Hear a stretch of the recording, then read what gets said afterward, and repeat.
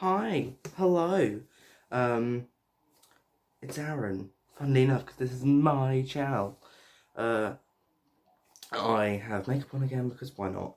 I thought I'd do kind of like I'm edgy. I wear dark lipstick kind of look. This is a review for Star Wars: The Rise of Skywalker. I have no notes. I'm going to try and keep it really quick. So if you're like, you're not going into detail, this isn't a video meant to go into detail. If you want to go find someone else, you want a really in-depth analysis, but I'm just reviewing it as quickly as I can. So, it's not planned. The trilogy wasn't planned, so this film had a bit of a tough time, and you can tell by watching it, it wasn't planned. So many things in it come out of nowhere, really. Rey being a Palpatine, that comes out of nowhere.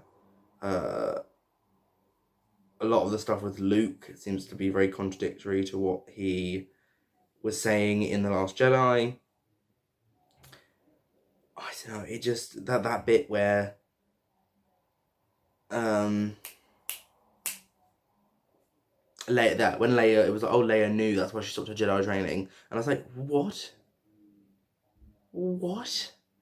And that Leia knew that Rey was a Palpatine. I'm like, how did Leia know? How did Leia know? How did Luke know that Leia knew?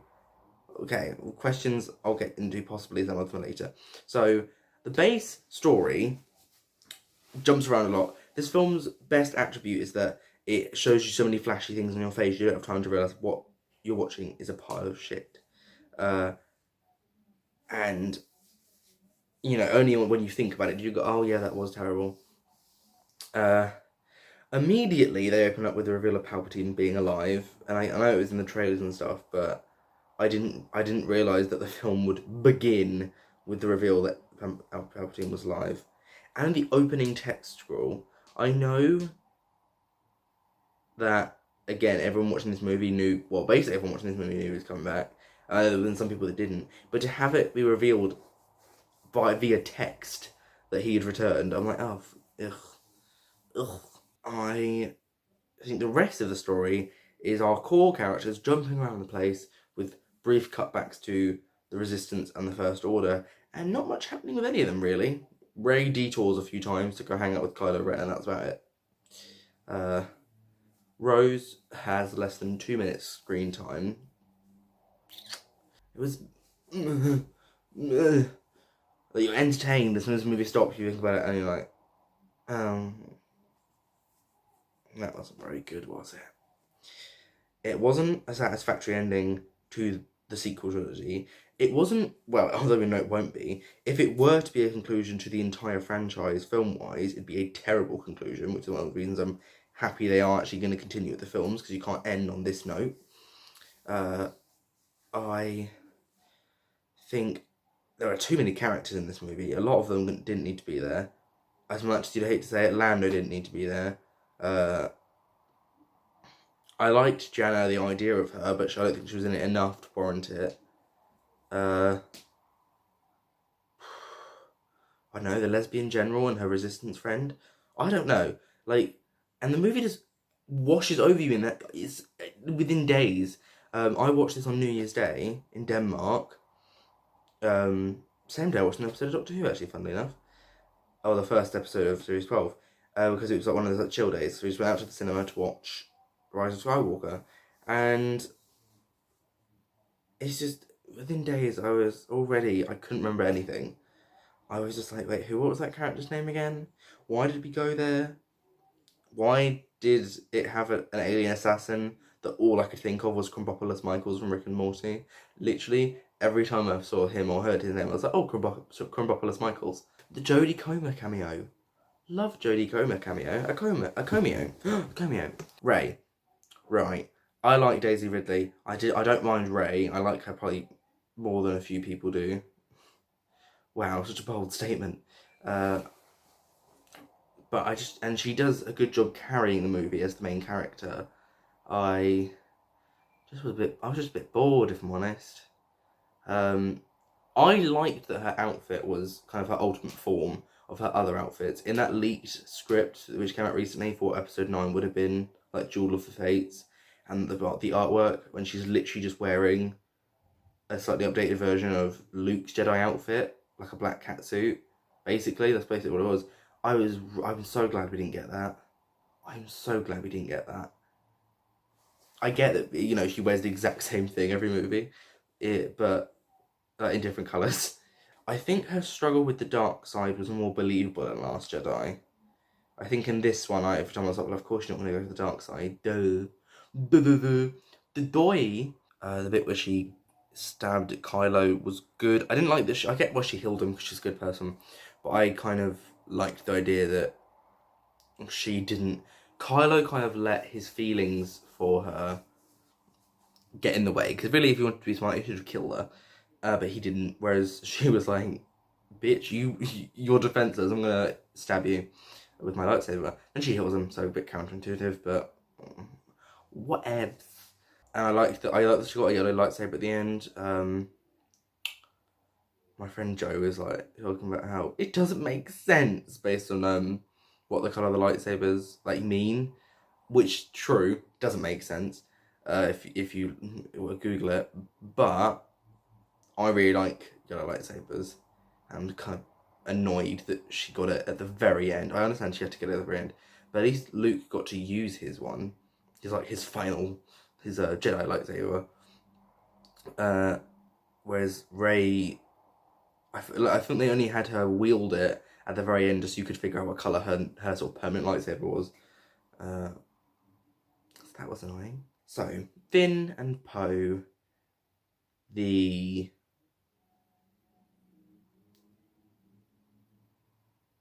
who are they?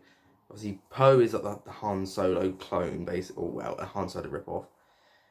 I don't know who Poe Finn's meant to be an imitation of. Leia? I don't know. But I thought they were fine. They had funny moments, but I think everyone else seems to like them as a thing. I don't really like them as a couple. I actually don't like that ship.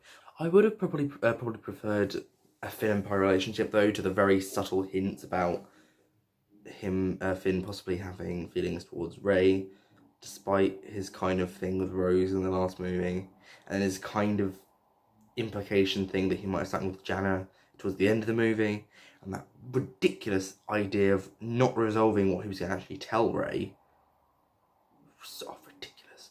Oh, Force sensitive. Jeez, because that's what you're going to do in your last moments. By the way, I'm Force sensitive, not that's going to help us now. I can't stand this trend of let's not give you the story. Let's, after the film has come out, tell you the story. No, I'm going to lose my marbles. Oh, and Poe used to be a spice runner?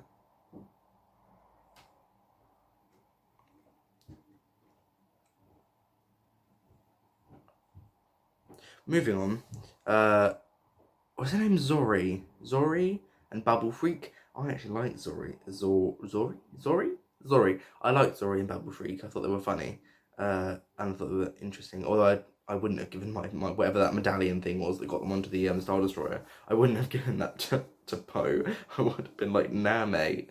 I need it more than you. Well, I mean, for the greater good, yeah, you need it, but I don't want to stay. I'm gonna be stuck here. Thank you very much. And then then she was a romance with Poe. I don't know. It's like they all of a sudden were like, oh, let's introduce these romance things. We got Kylo and we got Rey. We got Poe and we got Zori. We have possibly Finn and Janna. I don't know. Like, we don't have to pair all your characters off with someone. You can have single main characters. Disney. Chewie was. I think Chewie didn't really have anything to do it apart from that. I liked the scene where they found out Leia died and Chewie's reaction, because he literally, Chewie was like, apart from Lando, who wasn't in the movie that much to be fair, he was the last of like the original gang. He was the last one, or he is now the last one, and he's the only one that I think feasibly could return in any movies or TV shows set post The Rise of Skywalker. I think they'll hopefully leave Force Ghosts alone when it comes to Luke, and there is no way they'll be able to Harrison Ford back. I don't even want to think of the amount of money they put on the table to get him to film that, less than a minute. He must be loaded. He had to walk on set once for one, not even a whole day, just to shoot one scene. Ridiculous how much money he would have got for that. So yeah, but that was sad. That was really sad for Chewie. Not enough attention was put to the fact that all his friends have died. And that kind of reminds me, Leia. I'm not gonna have a go at them for the terrible way they stitched the lines together, because they only had limited resources as to what they could use. So it's not really their fault, but they have her in it for quite a while, considering, and I think maybe they should have had, I would have seemed a bit anticlimactic, but I think they should have had it towards the beginning. Or maybe have her not even really appear and have one of the first things like be her sort of the aftermath of her death, and that kind of changes the dynamics between them. And apparently they weren't allowed, like the Carrie Fisher's estate was like, you're not going to CGI a new Carrie Fisher.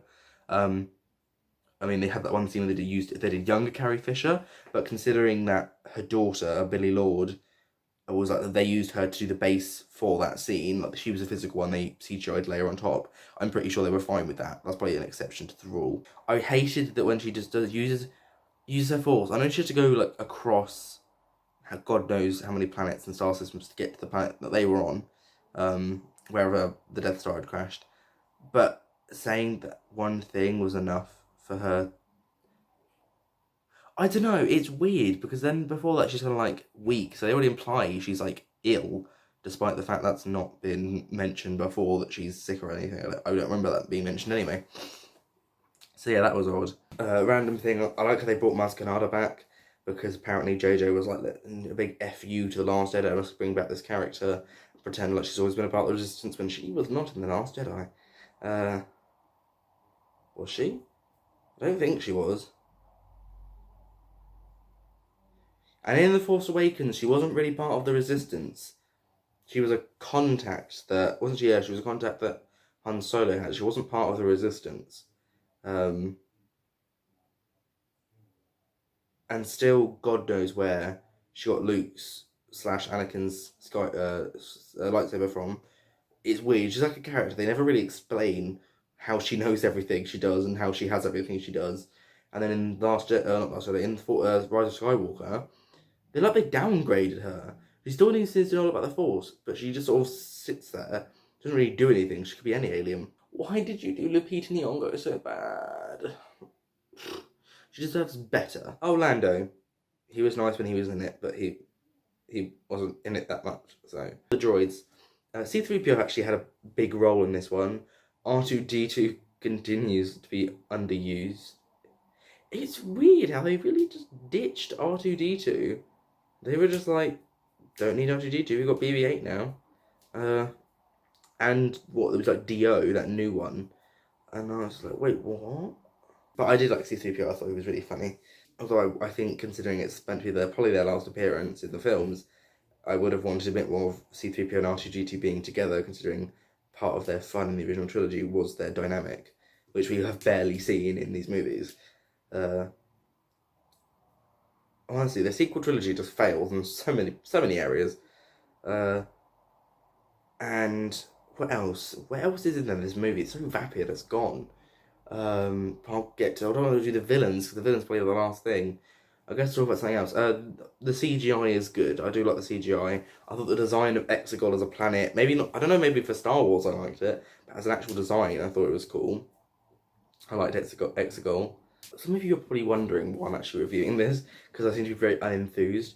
It's because when I saw it, it's the first one I saw of the year, and it's my thing that I review every film I see in cinemas. And two, it's just kind of, not like I have to, because if I didn't want to do it, I wouldn't do it. But it's Star Wars. I want to put my opinion out there. It's not an unpopular opinion. I think most people share a lot of my thoughts, but I want to have it out there nonetheless. So I'll get to the doozy. Emperor Palpatine is back. He apparently survived falling down a shaft and being utterly incinerated when the Death Star exploded. Again, also bullshit, how on earth were there parts left to fall to a planet? If you watch that back, the entire thing explodes. There are no fragments, and if there were, there wouldn't be whole rooms with stormtrooper helmets in them. There might be the... You might have gotten away with having that shard where it's the iconic, the sort of the glass window. I would have given you that. But other things, no. There's no way they would still be there.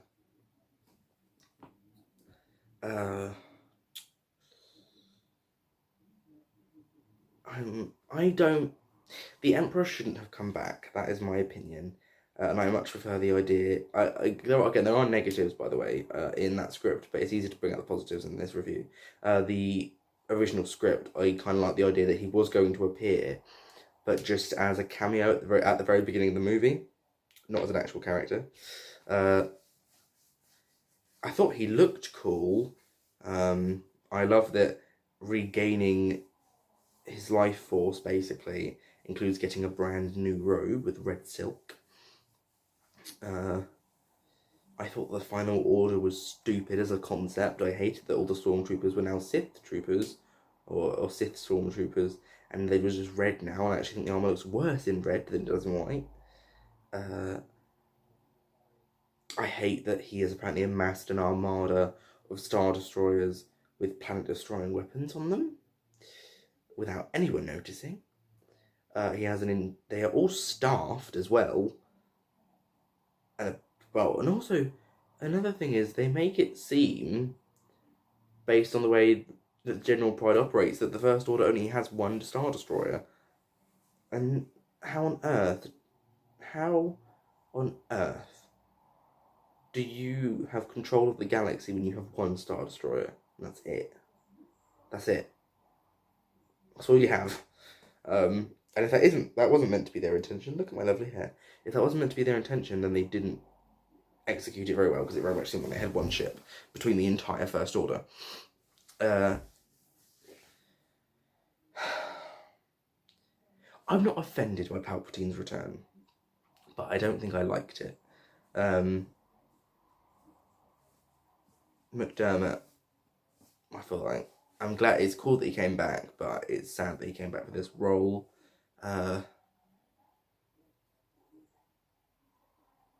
And I thought his death was underwhelming, because, like, he fell down a shaft and got obliterated, and he still came back, so, like, I can't take his death seriously now. They've kind of ruined it now. Imagine if they ever brought him back again. But, like, I'm never going to believe that he's fully dead now, because at any moment in some comic or book or TV show, they go, he isn't dead. Kylo Ren.